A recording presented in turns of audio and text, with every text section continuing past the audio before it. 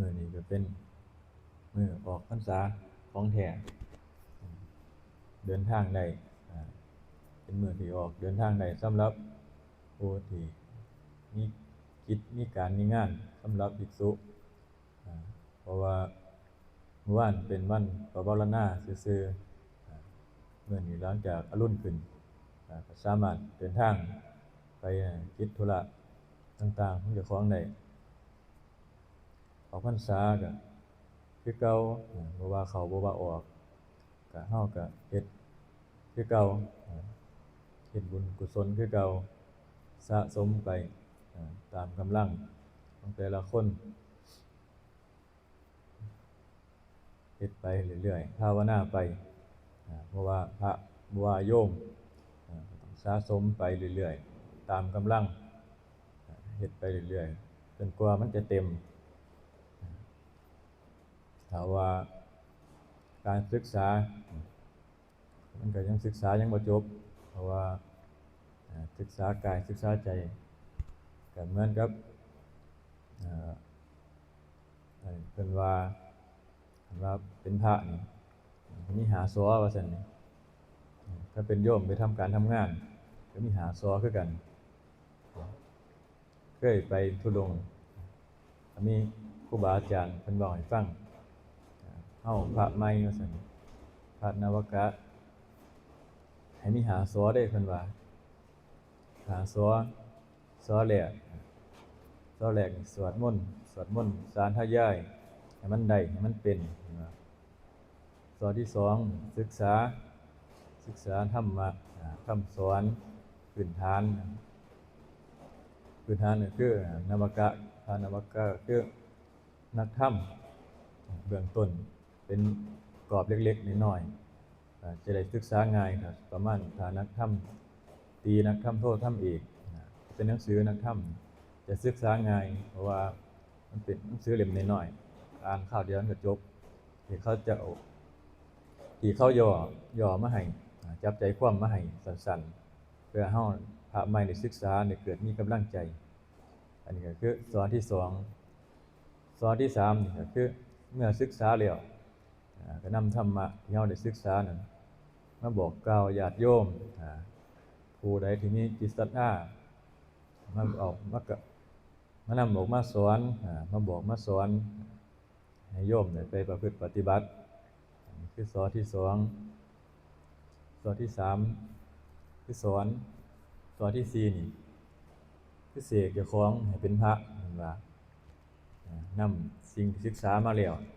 นำมาประพฤติปฏิบัติตามหลักธรรมคำสอนเดินทางเมื่อศึกษาทางเดินแล้วเฮาก็นำมาประพฤติปฏิบัติก็คือหลักที่อยู่เฮาฝึกก็คืออานาปานสติหรือว่าจับจุดอุณโลมตามที่หลวงพ่อเพิ่นได้สอนในพาเฮ็ดให้อุณโลมเกิดขึ้นเบิ่งลมรู้ลมเข้าลมออกแล้วก็ให้อุณโลมขึ้นเป็นเครื่องยืนยันว่าเฮามีความรู้สึกอยู่ในกายในใจอันนี้ก็คือการเสกเจ้าของการสร้างเจ้าของให้เป็นพระสอสุดท้ายสอที่ห้าก็คือสร้างประโยชน์ในเมื่อสร้างตนได้แล้วก็จังออกมาสร้างประโยชน์เพิ่นว่าอันนี้คือหาสอของพระก็ได้ฟังเพิ่นตะกี้ก็บ่สนใจคือกันครูบาก็บ่ได้สนใจว่าบวชเข้ามาแล้วสิศึกษาสนใจแต่ว่าบวชเข้ามาเข้าใจแต่ว่าบวชเข้ามาต้องนั่งสมาธิอย่างเดียวปฏิบัติธรรมอย่างเดียวรับหูรับตาอย่างเดียวการปฏิบัติก็บ่แม่นว่าเพิ่นก็บ่ได้จำกัดอิริยาบถบ่ได้ว่าต้องนั่งสมาธิต้องนั่งหลับตาเวลาใดการใดเฮามีสติ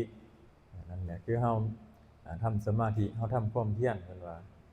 เฮามีสติระลึกรู้ในลมหายใจเข้าออกก็คือเฮามีสติเฮาทำความเพียรเฮาภาวนาอยู่เบิ่งลมเวลาใดเฮานึกถึงลมหรือว่าอุณโลมก็คือเฮาภาวนาเห็นว่าจิตบ่ได้สายออกไปข้างนอกอันนี้คือการปฏิบัติของเฮาอยู่ในหลักอยู่ในฐานปฏิบัติ เพิ่นว่าให้เอากรรมฐานอันหนึงเฮ็ดให้เกิดความสงบแต่ว่าหลวงพ่อเฮาสอนเป็นอานาปานสติถ้าเฮาเปลี่ยนรู้หลายเปลี่ยนกรรมฐานแล้วก็เปลี่ยนไปพุทโธแล้วก็เปลี่ยนไปกสิณจังซี่มันเปลี่ยนไปเปลี่ยนมามันบ่มีหลักบ่มีแหล่งเหมือนกับคนใจโลเลเห็นเขาว่าจังไดก็เฮ็ดไปนำเขาจังซี่นะมันบ่มีหลักพอเฮาเฮ็ดเปลี่ยนไปเรื่อยๆจังซี่ตัวหนึงโอ้กำลังสิสงบได้ยินคนอื่นเว้าอีกแนวหนึงก็เฮ็ดไปอีกแนวหนึงนำเขามันก็ไหลไปนำสิ่งอื่นก็บ่หลักมันบ่แน่นปักหลักบ่ได้จับหลักบ่อยู่เห็นหมู่เขาเว้าหรือว่าเห็นได้ยินได้ฟังพ่อแม่ครูอาจารย์เฮ็ดแนวนั้นไปเห็นนั่นเห็นนี่เกิดสภาวะต่างๆจังซี่เฮาก็อยากเฮ็ดอยากลองเบิ่งมันเลยเนิ่นช้าบ่ไปบ่มาคันว่าเบิ่งลมก็หลวงพ่อเพิ่นสอนเบิ่งลมจังซี่ก็เบิ่งลมไปนำเพิ่นเพราะว่าแต่กี้ก็เคยเป็นคือกันตัวนี้เห็นหมู่เขาว่าภาวนาเฮ็ดกสิณจังซี่ก็ลองเฮ็ดได้คราวหนึงก็เปลี่ยนคราวหนึงก็พุทโธแล้วก็มาลมหายใจจังซี่เปลี่ยนไปอยู่หั่นบ่ไปบ่มาเลยภาวนามีแต่ทุกข์เพราะว่ามันบ่เป็นคือไอ้ที่เพิ่นเว้าที่เฮาได้ยินได้ฟังมาก็เลยบ่ไปบ่มาภาวนาก็อยู่แต่หม้องเก่าบ่พัฒนาขึ้นมีแต่ความท้อแท้เพราะว่าบ่เกิดผลบ่เกิดประโยชน์เฮาบ่ได้รับผลจากการปฏิบัติก็เลยเฮ็ดให้เฮาท้ออันนี้คือการเปลี่ยนกรรมฐาน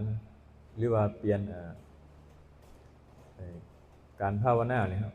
เฮาเปลี่ยนเรื่อยเปลี่ยนคำบริกรรมหรือว่าเปลี่ยนจากลมหายใจเป็นคำบริกรรมจังซี่หรือว่าสิเป็นกสิณจังซี่ที่คนเฮ็ดมันช้าเฮ็ดให้เฮาเนิ่นช้าเพราะว่าแต่ละอาการแต่ละสภาวะมันก็ต่างกันถ้าเฮาเปลี่ยนแล้วก็สงสัยตัวนั้นตัวนี้อยู่หั่นถ้าเฮาเบิ่งลมตามหลวงพ่อจังซี่เพิ่นให้สอนเบิ่งลมจับอุณโลมจังซี่เฮ็ดไปตามเพิ่นเพราะว่าเพิ่นก็เทศน์ในสิ่งที่เพิ่นคล่องหรือว่าสิ่งที่มันง่ายสิ่งที่เพิ่นเทศน์อยู่ประจำเฮาปฏิบัติตามจังซี่เพิ่นสิเทศน์ออกมาปึ๊บมันสิเข้ากันกับสภาวะที่เฮาเป็นมันสิปรับใส่กันได้มันก็สิไปได้เร็วคลายความสงสัยของเฮาเวลาปฏิบัติถ้าเฮาเฮ็ดกรรมฐานอื่นจังซี่มันก็จะสิมีสิ่งแทรกซ้อนบางอย่างเพิ่นก็บ่ได้อธิบายเฮาก็เลยบ่เข้าใจมันก็เลยเกิดเป็นความสงสัยขึ้นมาอันนี้ก็คือการภาวนาแต่ว่าผู้เป็นญาติเป็นโยมผู้บ่ได้ผู้มีกิจมีการมีงานก็อาศัยการทำกิจแต่เรื่องกุศลพยายามละสิ่งที่เป็นบาปคิดถึงแต่กุศลไว้ทำไว้อย่างน้อยๆก็มื้อนึงก็ได้ให้ทานไว้ก็เป็นเสบียงมื้อนึงลุกขึ้นมาเดี๋ยวใส่บาตรก็ยังดี เพราะว่ามีสิ่งที่เป็นกุศลติดในจิตในใจไว้พอได้ละอกุศลบ่ได้คิดเพราะบ่ให้ไปคิดถึงสิ่งที่เป็นอกุศลบ่ให้มันกลับมาที่สิ่งที่มันกลับมาทิ่มแทงเฮาในภายหลังจังซี่เฮาบ่ไปคิดแต่สิ่งที่มันเป็นประโยชน์แก่เฮาทั้งปัจจุบันและก็ภาคหน้าอันนี้ก็กุศลเฮ็ดไว้เพราะว่ามันเป็นติดตัวเฮาไปหรือว่าเรียกว่าอริยทรัพย์บ่มีโจรบ่มีขโมยบ่มีไผมาลักได้ไฟก็ไหม้บ่ได้น้ำท่วมก็บ่ไปน้ำน้ำอันนี้ก็คืออริยทรัพย์อยู่กับเฮาตลอดติดอยู่กับจิตกับใจเฮาบ่เสียไปไสบ่มีขาดทุนอริยทรัพย์ถ้าเป็นว่าทรัพย์ภายนอกหามาได้ปานใดจังซี่มันก็ใช้ไปมันก็เบิดไปคือกันมื้อสุดท้ายตายไปแล้วก็เอาไปนำบ่ได้อันนี้ก็คือเป็นทรัพย์ภายนอกเอาไปนำบ่ได้เป็นความตายจังซี่มันก็รอเฮาอยู่แล้วบ่ฮู้ว่าเฮาสิมาบ่ฮู้ว่ามันสิมาฮอดเฮามื้อใด